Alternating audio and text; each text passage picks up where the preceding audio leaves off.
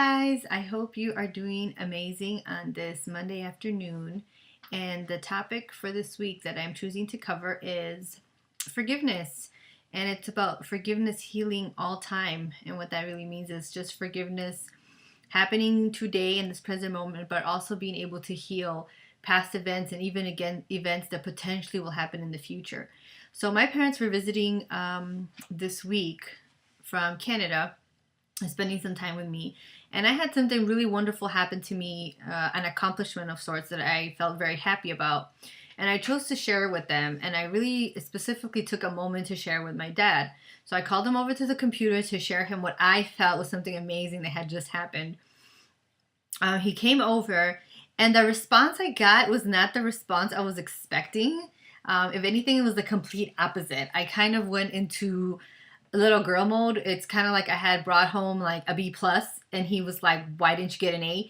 So that's kind of the perception of that was my perception of his response. He went into this other place of talking about something that wasn't like, "Hey, good job, I'm proud of you." It just was a completely different place, and his voice started to get a little bit louder with me, and of course I began to defend as I perceived this as an attack on me. My ego definitely was like, attack, attack, you need to defend.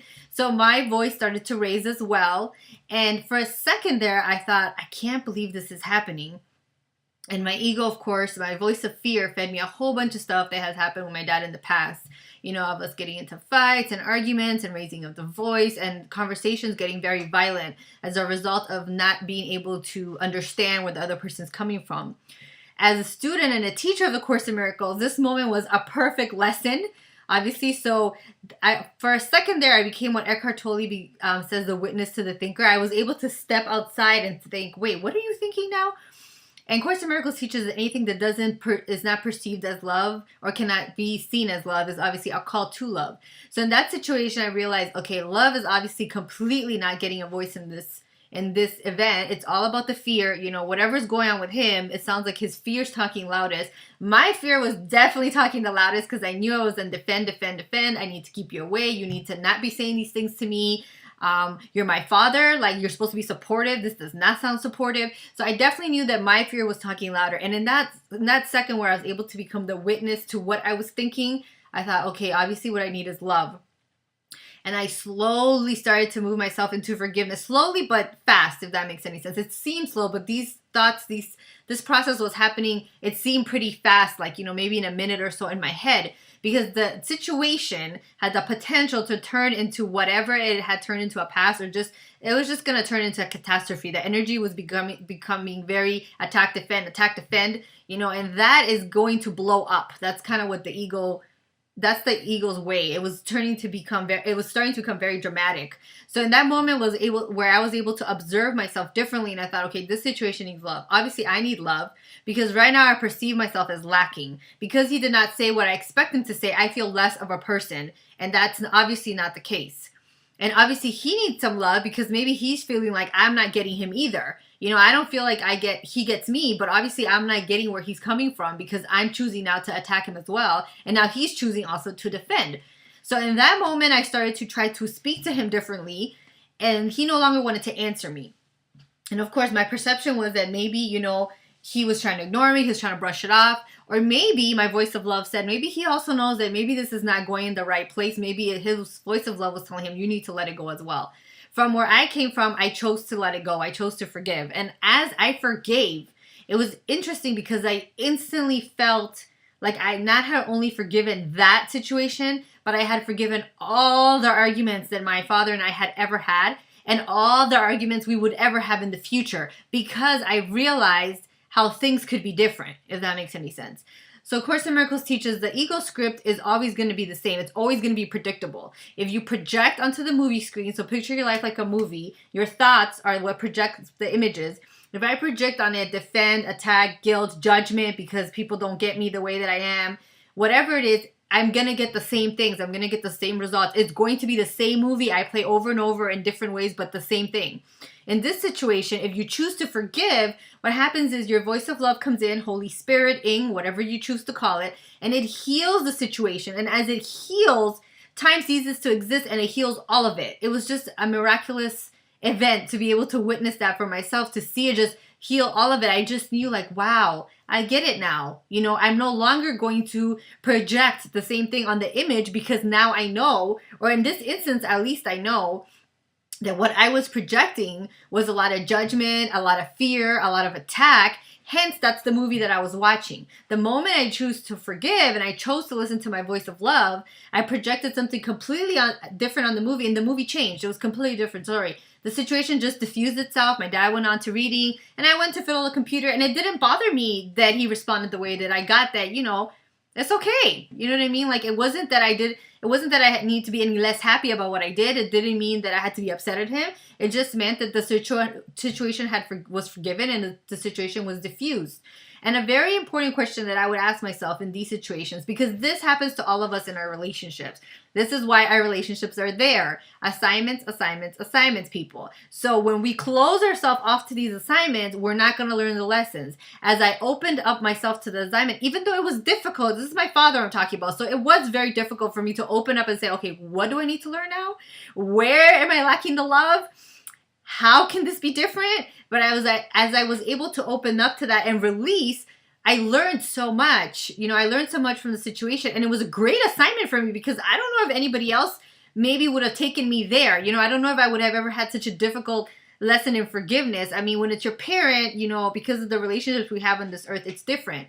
And as I was reading The Disappearance of the Universe by Gary Renard, the enlightened masters that were talking to him mentioned that it's very, very important, even more so important for us to not just forgive what we see on TV or what our coworkers say, or, you know, the images that we see in society, but especially those images that come from us in our everyday life. So the people that we interact in a very everyday close proximity kind of level are especially those relationships that we need to be able to forgive, because there's assignments for a reason. So they're really there to be our greatest teachers. Now, whether we step up to the plate or not, that's our choice. But that is what they're there to do.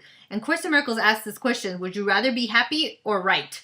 So, of course, in this situation, you know, what would I rather do? Be happy or right? My ego is telling me you'd rather be right. You want to tell him how this is not supportive, how a father does not yell at his daughter because she does something amazing. You're supposed to say good things like good job, and, you know, maybe give me a sticker, you know, whatever the case may be.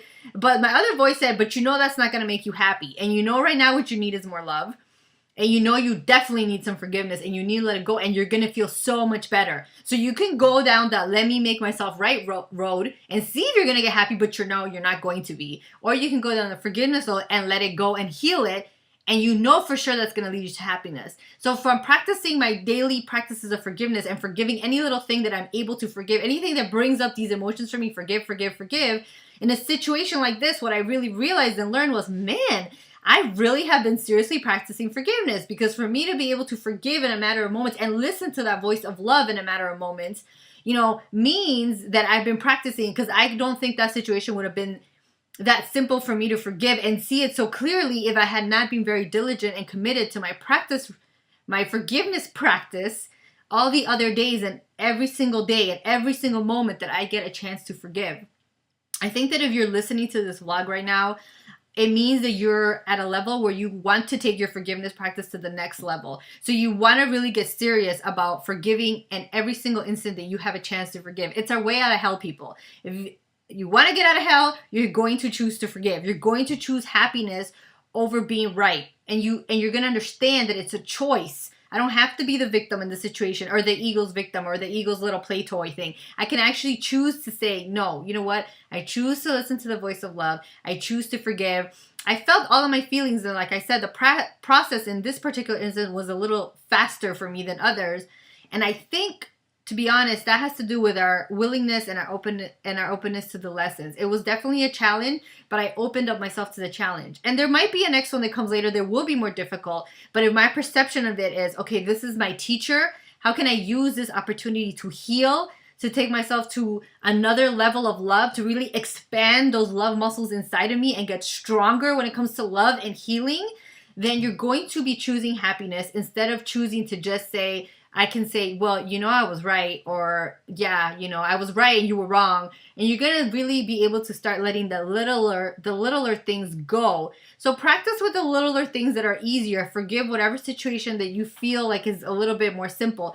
And remember, Nothing that disturbs your thoughts and your peace of mind is small. That's why there's no difficulty in the order of miracles, because everything that separates us is equally the same in a metaphysical level. So no matter what separates us, no matter what detours us into the fear, whether it's a little thing like someone giving you the finger while you drive, or whether it's a big thing like your dad, you perceiving not your dad to be supportive, or whether it's your boyfriend who cussed you out, whatever the case may be, it's still the same. The miracle is the same in the metaphysical level. So it's very important that you try not to perceive one bigger than the other. Forgive it all, and forgive it as much as you can possibly forgive, because forgiveness will heal time. That's what it does. It will eliminate the past, it will heal the present, and it will for sure heal the future.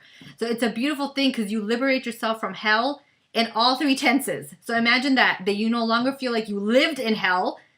You no longer feel like you are living in hell, and you are more certain that you're not going to be in hell when it comes to the future choices that you make, because you're going to build these love muscles, and you're going to be more certain about your journey, and really listening to yourself, and really being able to experience that moment where you can look at yourself and say, okay, this is a call to love. I have a choice. Am I going to choose to be happy, or am I going to choose to be right? If I choose forgiveness, which is always, A Course in Miracles says, forgiveness is the key to happiness, you are going to heal time, and you're going to heal yourself.